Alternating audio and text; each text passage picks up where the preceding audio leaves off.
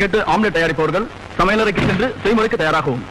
வெங்காயம், எண்ணெய் அனைத்தையும் தயாராக எடுத்து வைத்துக் கொள்ளவும். அடுப்பை பற்ற வைக்கவும்.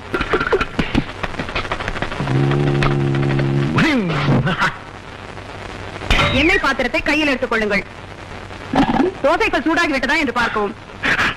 எண்ணெயை ஊற்றவும். 2 முட்டைகளை கையில் எடுத்துக் கொள்ளுங்கள். தரையில் பாயை விரிக்கவும்.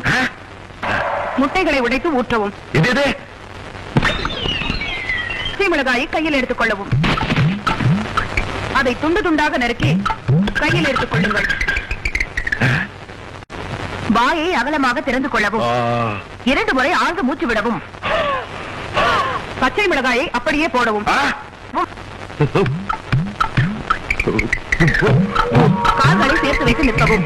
2 கைகளையும் தரைக்கு பின்னால் வைத்துக் கொள்ளவும். தரையை நோக்கி முழங்கால் வரை முன்புறம் குனியவும். நிமிரவும். மீண்டும் குனியவும். இப்பொழுது சின்ன வெங்காயத்தை எடுத்துக் கொள்ளுங்கள். அதை பொடி பொடியாக நறுக்கிக் கொள்ளுங்கள். நறுக்கிய வெங்காயத்தை கையில் எடுத்துக் கொள்ளவும்.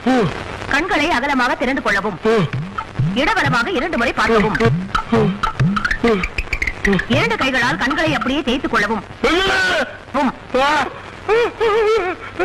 தரையில் கால்களை மடக்கி உட்காரவும். வலது காலை தூக்கி கழுத்தின் பின்புறம் போடவும்.